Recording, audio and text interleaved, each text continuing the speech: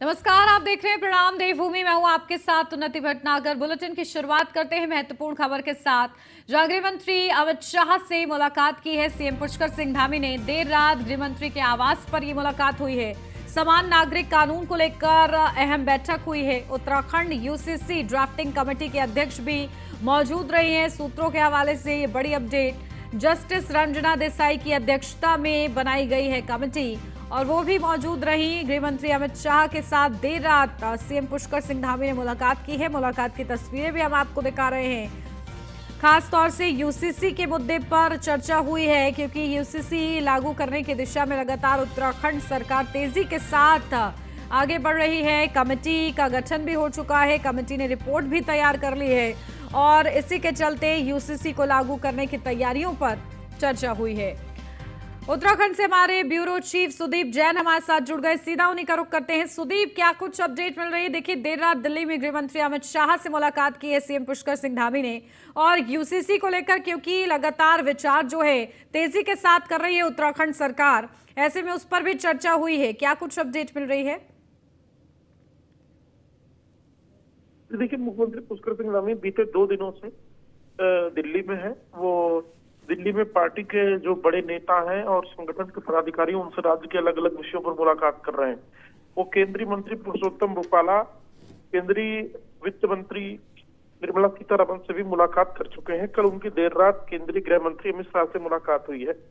इस मुलाकात में यूं तो आधिकारिक रूप से कहा जा रहा है कि प्रस्तावित कांवड़ यात्रा जो कि आज से शुरू हो चुकी है और 4 धाम यात्रा के साथ ही आने वाले समय में उत्तराखंड में अलग अलग विषयों पर जो सरकार काम करेगी उस पर चर्चा हुई है। परंतु हमारी जानकारी ये बता रहे हैं कि इस मौके पर यूसीसी और कैबिनेट में फेरबदल जैसे विषयों पर भी एक सामान्य चर्चा हुई है। हालांकि आधिकारिक पुष्टि नहीं है। तो निश्चित तौर पर गृह मंत्री अमित शाह से मुलाकात कई मायनों में अहम है। बिल्कुल, देखिए, महत्वपूर्ण ये मुलाकात हुई है और इस मुलाकात के दौरान यकीनन महत्वपूर्ण मुद्दों पर ही चर्चा हुई है। ठीक है, बहुत शुक्रिया सुदीप आपका तमाम जानकारी के लिए। तो उत्तराखंड में यूसीसी को लागू करने की तैयारियों के बीच गृह मंत्री अमित शाह से ये मुलाकात सीएम पुष्कर सिंह धामी की महत्वपूर्ण रही है।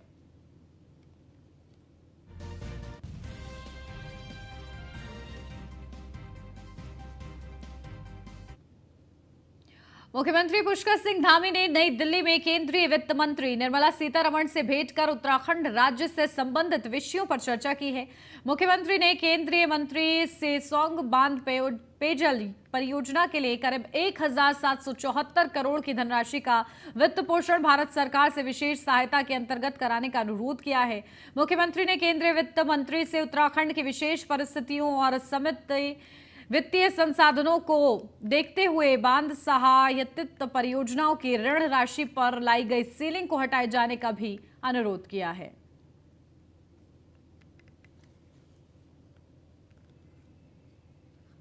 आज मैं अभी वित्त मंत्री निर्मला सीतारमण जी से भेंट करने गया था क्योंकि पिछले दिनों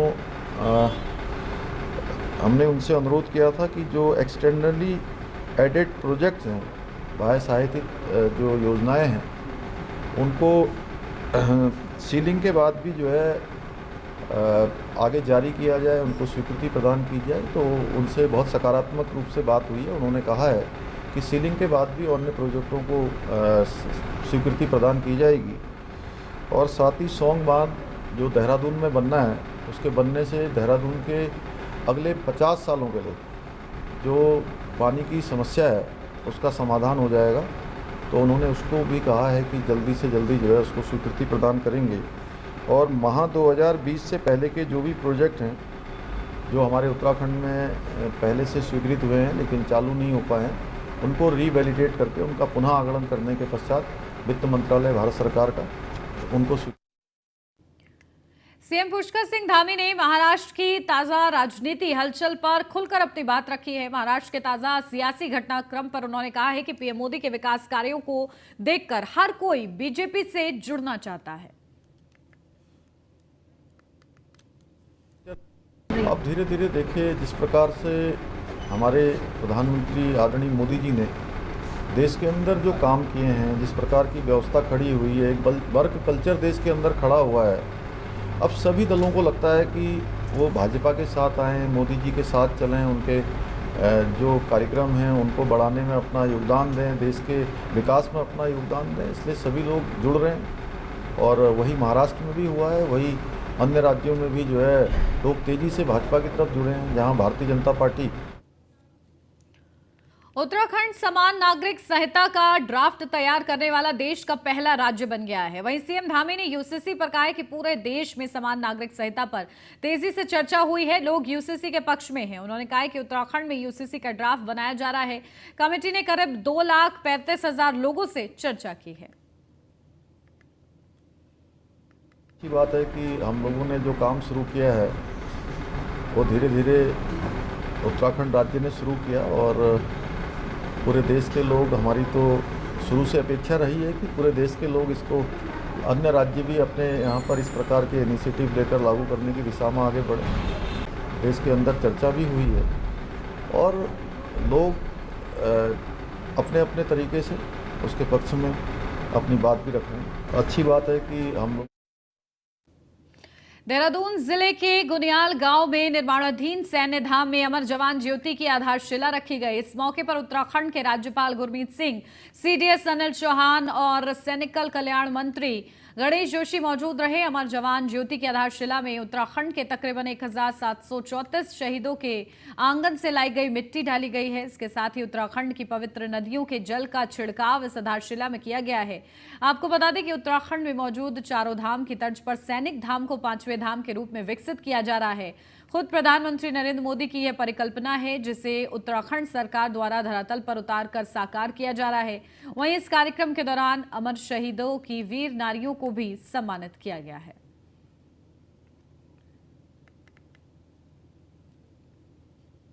शौर्य स्थल के अंदर भी, और आज जो पूजा की गई है, ये पूजा अपने आप में बिल्कुल अलग है।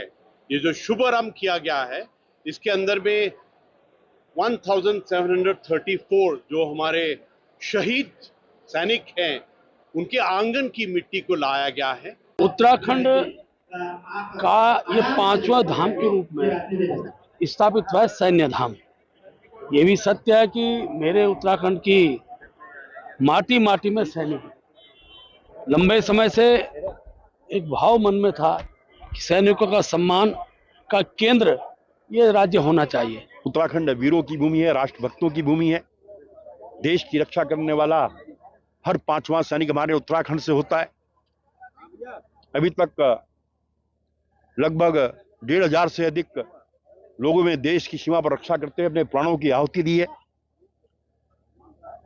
और उनके सम्मान में ये सैन्य धाम उत्तराखंड सरकार बना रही है। शौर्य स्थल के अंदर मुख्यमंत्री पुष्कर सिंह धामी के सचिव और गढ़वाल के नए कमिश्नर विनय शंकर पांडे ने कार्यभार ग्रहण कर लिया है। न्यूज 1 इंडिया के ब्यूरो चीफ सुदीप जैन से खास बातचीत करते हुए विनय शंकर पांडे ने कहा है कि राज्य में जारी चारधाम यात्रा के साथ ही कांवड़ यात्रा और राज्य व केंद्र सरकार की महत्वपूर्ण योजनाओं पर उनका विशेष फोकस होगा। समय समय पर तहसील से आने वाली भ्रष्टाचार की शिकायतों पर वे जल्द ही जिलाधिकारियों की बैठक लेने वाले हैं। स्टाफ की कमी का बहाना नहीं चलेगा और यह सुनिश्चित किया जाएगा कि तहसील में किसी भी व्यक्ति का उत्पीड़न ना हो। विनय शंकर पांडे का कहना है कि मुख्यमंत्री पुष्कर सिंह धामी के सरलीकरण, समाधान और निस्तारण के मंत्र पर तेजी से आगे बढ़ना है। Senior IAS officer Vinay Shankar Pandey ji को कमिश्नर गढ़वाल का भी चार्ज दिया है और आज उन्होंने अपना कार्यभार ग्रहण कर लिया है। वो 7 जिलों के टॉप बॉस भी होंगे क्योंकि कमिश्नर होंगे। सर, सबसे पहले तो बहुत बहुत बधाई आपको। क्या सर प्राथमिकताएं होने जा रही हैं? Thank you. देखिए, बतौर गढ़वाल कमिश्नर जो प्राथमिकताओं की बात आपने पूछी है, आमतौर पर गढ़वाल कमिश्नर के रूप में 3-4 बहुत बड़ी महत्वपूर्ण प्राथमिकताएं हैं जो मुझे भी प्रथम दृष्टया नज़र आई हैं। एक हमारी चारधाम यात्रा अभी चल रही है। हालांकि बरसात के मौसम शुरू होने के कारण थोड़ा सा भी ये यात्रा हल्की सी कुछ कम हुई है, लेकिन ये यात्रा निरंतर चलती रहेगी और इस यात्रा को सुचारू रूप से चलती रहे। आने वाले हमारे जो श्रद्धालु हैं, तीर्थयात्री, इनको किसी तरह की कोई दिक्कत ना हो। इसका पूरा ध्यान रखना होगा। एक तो ये महत्वपूर्ण प्राथमिकता है। दूसरा, आपको पता है कि यह बरसात का मौसम शुरू हो गया है और काफ़ी अच्छी बारिश हो रही है। आमतौर पर बारिश के मौसम में आपदा की घटनाएं आती हैं, कहीं रोड बंद हो रही है, कहीं लैंडस्लाइड हो रही है। ऐसी स्थिति में अगर सड़कें बंद होती हैं तो यह सुनिश्चित करना कि सड़कें तत्काल खुलें। अगर सड़कें नहीं खुली हैं, कोई मेडिकल इमरजेंसी है, तो लोगों को, डॉक्टरों को वहाँ तक पहुँचाना या पेशेंट को वहाँ से कहीं अन्यत्र स्थान पर ले जाना, ये सभी चीज़ें हैं जिस पर भी एक हमारे प्राथमिकताओं में से है। 4 तारीख से हरिद्वार में एक कांवड़ यात्रा प्रारंभ हो रही है और आपको पता है कि कांवड़ यात्रा बड़ी ही चुनौतीपूर्ण होती है और पिछले वर्ष भी लगभग 4 करोड़ के लगभग हमारे शिव भक्त आए थे। यह यात्रा भी सुंदर ढंग से हो, निर्विघ्न ढंग से संपन्न हो और आने वाले कांवड़ियों को एक अच्छा अनुभव यहाँ से मिले, ये भी एक महत्वपूर्ण प्राथमिकताओं में से है। ये तो वो प्राथमिकताएं हैं जो हम लोगों के एक डेली रूटीन की हैं, जिसको कि हमें प्रतिदिन देखना है। सबसे महत्वपूर्ण है कि जो भारत सरकार की और माननीय मुख्यमंत्री जी की जो फ्लैगशिप स्कीम्स हैं प्रदेश सरकार की और कुछ माननीय मुख्यमंत्री जी द्वारा जो घोषणाएं की गई हैं, इनका सफल ढंग से क्रियान्वयन हो और जैसा माननीय मुख्यमंत्री जी का है, सरलीकरण, समाधान और संतुष्टि, उनके जो सूत्र हैं वो जन जन तक पहुँचे, भ्रष्टाचार मुक्त प्रशासन हो और हर व्यक्ति को सुलभ न्याय मिले, सस्ता न्याय मिले, प्रशासन उनके द्वार पर हो। माननीय मुख्यमंत्री जी लगातार इस चीज़ को जोर देकर कहते हैं कि हमारी जनता देवतुल्य है और उसे किसी भी प्रकार के कष्ट का सामना नहीं करना चाहिए। इन सब पर हम लोग ध्यान देंगे। कल आपने एक और टास्क बहुत आसानी से कर लिया और कोई अधिकारी एक नाराज थे, अब उन्होंने हालांकि चार्ज ले लिया।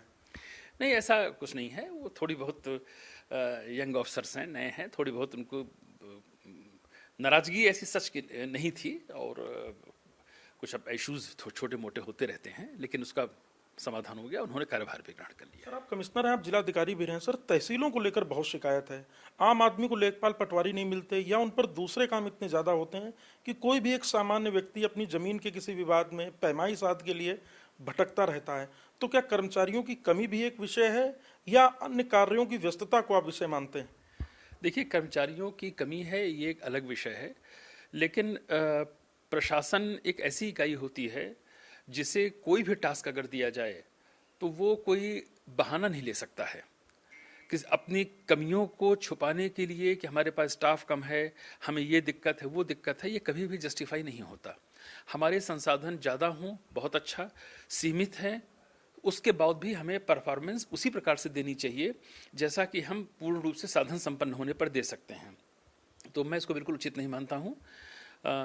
संसाधन पर्याप्त हैं प्रदेश में, ठीक है। अगर कहीं स्टाफ की कमी है, उनकी चयन प्रक्रिया चल भी रही है, शीघ्र ही वो भी पूरी होगी, लेकिन उसके आधार पर हमारी आम जनता को कोई दिक्कत हो, ये बिल्कुल बर्दाश्त योग्य नहीं है और न इसको टॉलरेट किया जाएगा। और ये आने वाले समय में मैं सभी डीएम्स के साथ, सीडीओस के साथ इस पर विस्तृत चर्चा भी करूँगा। किसी भी पब्लिक को किसी भी सरकारी दफ्तर में किसी भी प्रकार के शोषण का शिकार नहीं होने देना है, यह सुनिश्चित किया जाएगा और यदि इसमें कोई संलिप्त पाया जाएगा तो उसके विरुद्ध कठोर कार्रवाई होगी। आपको पता है कि माननीय मुख्यमंत्री जी ने 1064 का एक बहुत ही ज़बरदस्त अभियान चलाया है। सभी सरकारी दफ्तरों में विजिलेंस के जो कॉन्टैक्ट नंबर हैं, बोर्ड्स लगाए जा रहे हैं और अगर कोई इस प्रकार की हिला हवाली करेगा या किसी तरह का भ्रष्टाचार में लिप्त होगा तो कठोर कार्रवाई उसके विरुद्ध होगी। तो आप थे विनय शंकर पांडे, जिन्होंने बहुत दो टूक कहा है कि सरकार की जन कल्याणकारी योजनाओं को जन जन तक समय तक पहुंचाना है और तहसीलों के सिस्टम को और बेहतर करना उनकी प्राथमिकता होगी। भ्रष्टाचार पर जीरो टॉलरेंस की नीति जारी रहेगी। कैमरा सहयोगी अंजीत के साथ सुदीप जैन, न्यूज़ 1 इंडिया, देहरादून। पूर्व मुख्यमंत्री हरीश रावत को स्टिंग ऑपरेशन मामले में सीबीआई द्वारा भेजे गए नोटिस के मामले को लेकर कांग्रेस नेता ने सवाल उठाए हैं। वहीं भारतीय जनता पार्टी के प्रदेश अध्यक्ष महेंद्र भट्ट ने अपनी प्रतिक्रिया व्यक्त करते हुए कहा है कि कांग्रेस की दोहरे चरित्र की मानसिकता बन चुकी है। वह कभी तो सीबीआई को अच्छा कहती है और कभी सीबीआई को बुरा कहती है। कांग्रेस मुद्दा विहीन हो चुकी है। साथ ही महेंद्र भट्ट ने यह भी कहा है कि लोकतंत्र में विधायकों की खरीद फरोख्त करना बहुत बड़ा अपराध है, इसलिए इस प्रकरण में दूध का दूध और पानी का पानी होना चाहिए।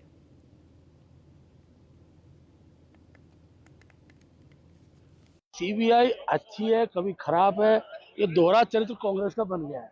कभी तो सीबीआई की जांच की मांग करते, सीबीआई की जांच जिन्होंने की सीबीआई की जांच कराने वाला उनके दल में है, तो आज सीबीआई दोषी हो गई है। आखिरकार दूध का दूध पानी का पानी होना चाहिए। लोकतंत्र में विधायकों की खरीद फरोख्त ये एक प्रकार से बहुत ही दुर्भाग्यपूर्ण स्थिति है। और जिस समय हरीश रावत जी मुख्यमंत्री थे तो उन्होंने तुरंत सीबीआई की जांच की मांग की थी। सीबीआई अच्छी है।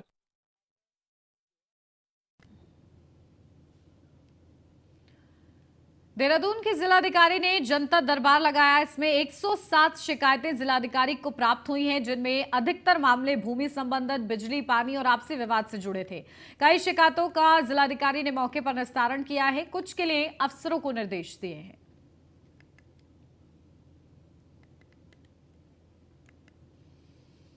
आज से शिकायतें हमारे पास आई हुई हैं और इसमें मेजरली जैसे होता ही है कि आपसी विवाद में लैंड डिस्प्यूट के जो होते हैं मोरलेस वही शिकायतें मेजॉरिटी में होती हैं। उसके अलावा बिजली, पानी और कहीं अगर कोई नाली में चोक है या कुछ है उस तरह के इश्यूज भी हैं। आज से कांवड़ यात्रा के दौरान शिव भक्तों को किसी भी तरह की परेशानी नहीं होगी, यह कहना है जिलाधिकारी देहरादून सुका का। डीएम ने अधिकारियों को यात्रा के तहत जल्द से जल्द शिव भक्तों की सुरक्षा, मूलभूत सुविधाएं और व्यस्तता बनाने के निर्देश दिए हैं।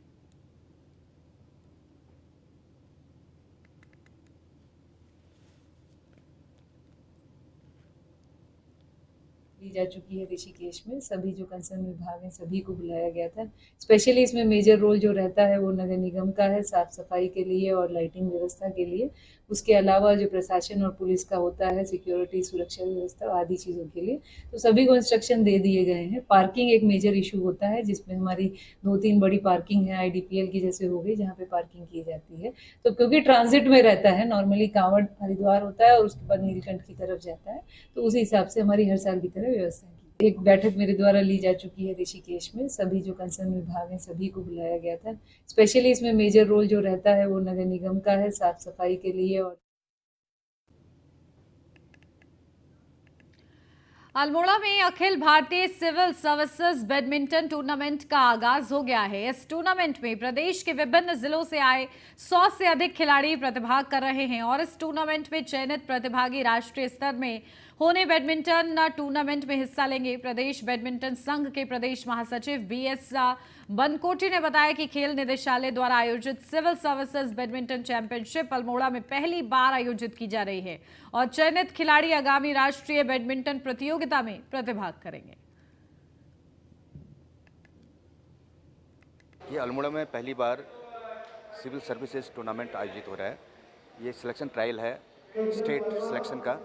इसमें उत्तराखंड की टीम का चयन होगा। फिर जो Akhil Bharatiya civil services tournament जो होगा, यहाँ की चयनित टीम उसमें प्रतिभाग करेगी। कितनी टीमें हैं इसमें? विभिन्न जिलों से अलग अलग डिपार्टमेंट के प्लेयर्स यहाँ पर प्रतिभाग कर रहे हैं। तो करीब 100 प्लेयर यहाँ पर। उधम सिंह नगर के नवनियुक्त जिलाधिकारी उदय राज सिंह ने सोमवार को कलेक्ट्रेट स्थित APJ अब्दुल कलाम सभागार में पत्रकारों से बातचीत की। इसमें जिलाधिकारी ने अपनी प्राथमिकताएं बताई। इस मौके पर SSP मंजुनाथ TC, ADM जय भारत सिंह मौजूद रहे।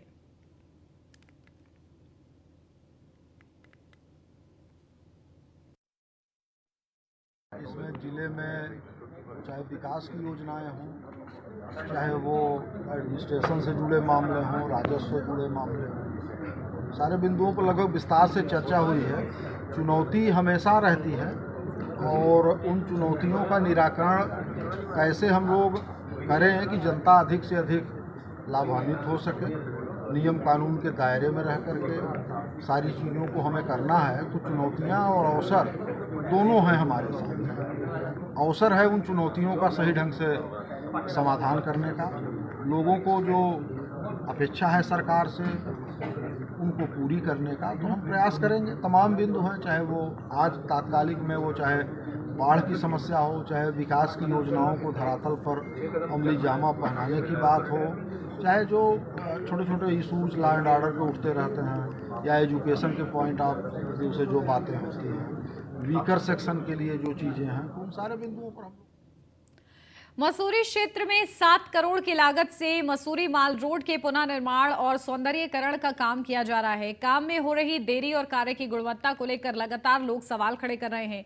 अब पूर्व विधायक जोत सिंह गुनसोला ने सवाल खड़े किए हैं। साथ ही उन्होंने विकास योजना की डिटेल और प्रोजेक्ट रिपोर्ट को सार्वजनिक करने की मांग उठाई है, ताकि लोगों को पता चल सके कि कार्य कैसे हो रहा है। वहीं मसूरी आए पर्यटकों ने कहा है कि मसूरी माल रोड में अनियोजित तरीके से हो रहे कार्यों के कारण वे कई घंटों तक जाम में फंसे रहे हैं। साथ ही जगह जगह गंदगी का अंबार लगा हुआ है। उन्होंने कहा कि मसूरी में अब व्यवस्थाओं का आलम है, जिससे मसूरी की छवि देश में ही नहीं बल्कि विदेशों में भी खराब हो रही है। मैं बता नहीं सकता आपको। कल मेरी गाड़ी लगी गई एक सबकी 10,000 का मेरा नुकसान हो गया गाड़ी का। अब क्या कहूँ, किससे कहूँ जाकर मैं। पर क्या परेशानी तो बहुत परेशानी मैं बता नहीं सकता। आप खुद चेक कर लीजिए रोड का क्या हाल है, कितना बुरा हाल है। अब गाड़ी चेक करिए, गाड़ी आ रही है, बड़ा बुरा हाल है इस रोड का। बहुत परेशानी हो रही है। जनता इतनी जो यात्री आया हुआ है इतना बहुत परेशान है, और थोड़ा सा सरकार को देखना चाहिए। जैसे रोड का ये सौंदर्यीकरण किया जा रहा है, दिक्कतें अनमैनेज तरीके से लग रहा है सब। बिल्कुल कोई है ही नहीं, तरीका ही नहीं है, कोई समझ में ही नहीं आया। इससे पहले कितनी स्वच्छता रहती थी यहाँ, जबकि मोदी जी तो स्वच्छता के ऊपर बहुत कुछ कर रहे हैं, बोल रहे हैं, पर यहाँ वो दिख ही नहीं रहा है। सारा कुछ आसपास के एरिया में गंदगी भी है। आप देखिए, किसी भी काम को करने के लिए गवर्नमेंट एजेंसी एक एस्टिमेट तैयार करती है।